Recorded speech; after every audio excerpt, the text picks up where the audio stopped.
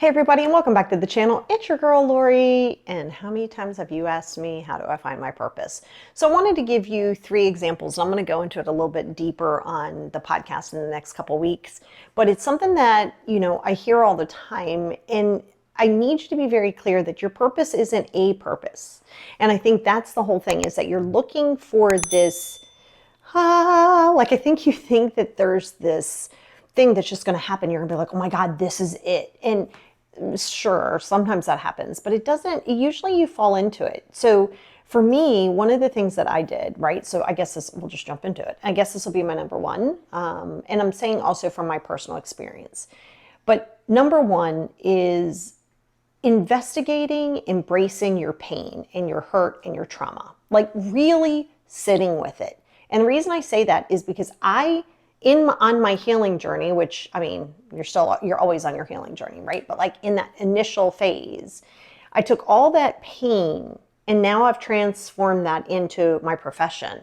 If you asked me if I thought that was going to happen, hard no. I absolutely did not. When there was this guy in my 20s when I was in therapy, and he was a little guy, and he was from Japan or Taiwan, and he said to me, he said, this is going to be your calling. And I was like, what is going to be my calling? Like, I could barely get out of bed to like function. He's like, no. He says, you'll pull power from this pain. And I'll never forget that, right? Because he also helped me a little bit understand like my Buddhist practice and stuff like that over a period of time. He's a great guy. And that's the thing, is that you're looking externally for your purpose, but you got to look internally for your purpose. Like seriously, like you can't just look and be like, oh my God, I want to do that too. Okay, well, why? Well, because I can make money on it. No, hard pass. If your only motivation is money in your purpose, it's not your purpose. No, that's not your purpose. You want to know what your passion is. So number one, like I said, is go back. And this is why sitting with your feelings, doing those 5 journals, being in that moment, not blaming, not living in the victim mentality, but looking at it and going, wow, this was painful for me. Is there a job in this for me? But you're not looking at it from a job perspective. Meaning, is there a job in this for me to really work on myself? Is this something that I can learn the ins and outs for me? And then, hey, if it turns into something, it does. But do not try to calculate what that job is. Right? So if you're like somewhere and I'm 51, if you're 50, if you're younger, older, doesn't matter, and you're looking for purpose, you have to look inside and say, okay, what are things that you've struggled with? Well, yeah, we all have what you would call weaknesses. I love those. That's what you pull power from. So pull power from your fear and your weakness. Number 2 is passion. Okay? Passion. Passion is extremely important because you may have forgotten what your passions are. Literally, I discovered a passion of mine during the pandemic, and that's crochet. My crochet is a huge passion of mine now. I didn't set out for it to be a passion. It just was something for me to try. So you may not know what your passion is. You literally may right now be like, this is the problem. I don't know what my passion is. Good. So try new things. Yeah, I don't know. I mean, I don't know if I want to, you don't have to do crochet, but I'm just going to use it as an example. Like, I don't know if I want to do crochet. Okay, well, how do you know that? Well, I don't know. It just looks hard. You done it? Yeah, I did it like once or twice. I just didn't understand it. Okay, so you didn't give yourself a chance. Again, you're not going to hit it out the park. Those anomalies only happen every now and again. You're going to suck at it. So you want to try passions. I think that's this misconception too. People are like, I've got this burning desire to do these things.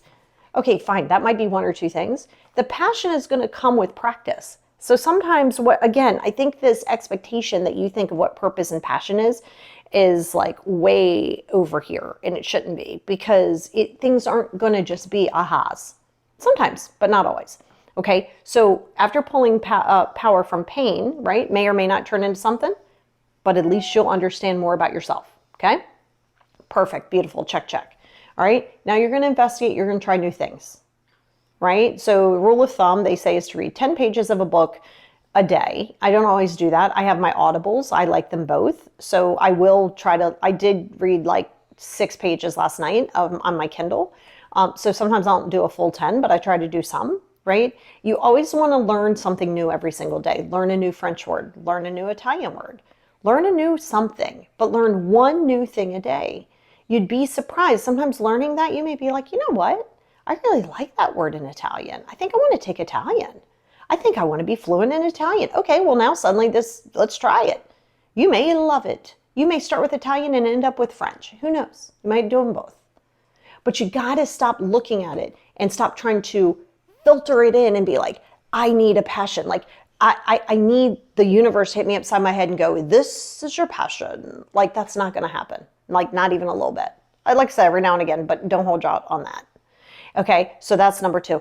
And number 3 for me, when it comes to your passion, is, or let's say purpose, not passion, right? Because they're kind of two different things-ish. So a purpose should never just be one thing, as I talked about in the beginning of the video, is a purpose can be an umbrella, right? So if you asked me, what is my purpose in life right now? And my purpose in life is an umbrella. So we're going to pretend, I want you to get your own umbrella, right? You're going to pretend like you have an umbrella. And what is your umbrella? So think of the one thing that you want your umbrella. Do not think about this as soon as you get off this. Don't be like, oh my God, I know what my umbrella is. You don't. I want you to go and I want you to sit with some of your pain.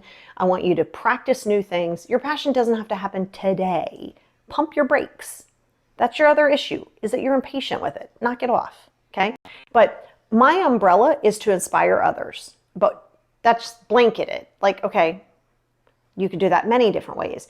So under that inspiration is self-love, is self-confidence, is facing and healing your traumas, is not living in a victim mentality, is staying in the present space, is meditation. Like, do you see what I'm saying? Like, literally, I can go on and on and on. There's all these little spider webs coming off of this big umbrella. So yeah, you might have one bigger purpose, but you're going to have a lot of branches off that tree. So it's a really good practice to even understand what your why is. If your why is always money, that's not a purpose. Now listen, I'm not asking you not to make money off of your purpose. I do. That's what makes the world go round. But if money is your driving, motivating factor, you're not going to feel fulfilled, right? Now sometimes you got to do the things that you just don't feel like doing. I mean, I was a waitress from 13 to like 20, right? In different times, right? I was a server. I guess they're not called waitresses anymore, but server. And yeah, I mean, I had to do what I had to do. I mean, you got to go through the grind while you're trying to figure out who you are. In no way, shape, or form is once you find your purpose, is it easy? It's not easy. You have to work hard. I work hard every single day. Every single day. Even if, now, work hard may also be making sure I'm working hard in my balance, making sure I'm working hard to give myself my own space, because I am not going to burn myself out. The podcast this week coming up on Sunday, if you're watching this in real time, 2 days later, but whenever you're watching it might already be up, is going to be on burnout, what burnout looks like, how to avoid it. So it is important that you understand that you can get burned out just from self-help. Like literally, you can get burned out. That's why I like my true crime. That's why I like my, murder mysteries. That's why I like horror movies. Like I can just escape. Those are relaxing to me. Right? That's literally relaxing to me. And my crochet. So I work hard to make sure that I have that balance, right? I don't have to work hard to do my journals anymore because it's like a huge part of my wellness practice. And I miss it if I don't do it, but it comes with time.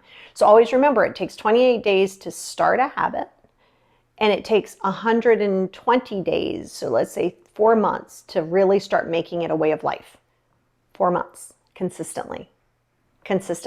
So that's sort of the spiel on your finding your purpose and passions. That's just a few things. I'm going to go into it deeper when I do the podcast, but it's a good place to start. Figure out what your umbrella is, but don't do it with just money in mind. Think of it as what your purpose can be out of gratitude and sitting in gratitude every single day.